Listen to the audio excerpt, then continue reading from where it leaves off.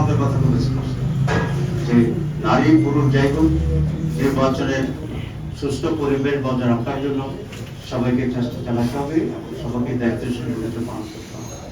নির্বাচনে যদি 18, 24, 14 মতো পুনরাবৃত্তি ঘটে তাহলে সেই নির্বাচন কখনোই গ্রহণযোগ্য হবে না। এদেশের মানুষ সেই নির্বাচনকে মেনে নেবে না এবং কেউ যদি এভাবে অন্যায়ভাবে ক্ষমতা যাওয়ার চিন্তা করে তাদের সেটা দুঃস্বপ্ন হবে এবং জনগণ পুনরায় তাদেরকে প্রতিরোধ করবে এবং আন্দোলন সংগ্রাম করেই আবার সেটা রক্ষা করবে।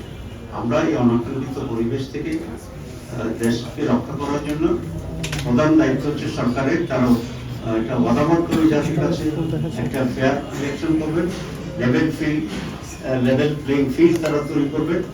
কিন্তু আমরা সেখানে ব্যাপক দুর্বলতা দেখছি। আমরা বারবার চেষ্টা করছি সরকারের, ইলেকশন কমিশনের বিভিন্ন জায়গায় অনেক ডিসিএসপিরা প্রকাশ্যের পক্ষপাতিত্ব করছেন। আমরা সেগুলো দৃষ্টি আকর্ষণ করতেছি, কিন্তু ইলেকশন কমিশন এবং সরকার এখানে খুবই দুর্বলতা প্রদর্শন করছেন, তেমন কর্ণপাত করছেন না। হয় সরকারের বা ইলেকশন কমিশনের একটা সুষ্ঠু নির্বাচন করার কোনো ক্ষমতা নাই, অথবা তারা ইচ্ছাকৃতভাবে ওয়ান সাইডেড হয়ে একদিকে হেলে পড়েছেন, যেটা এই পুরো নির্বাচনকে প্রশ্নবোধক করবে এবং এক জটিল পরিণতির দিকে দেশকে নিয়ে যাবে। আমরা সেক্ষেত্রে সময় থাকতে সজাগ হওয়ার জন্য এবং সঠিক ভূমিকা পালনের জন্য সকলকে আমরা অনুরোধ করছি।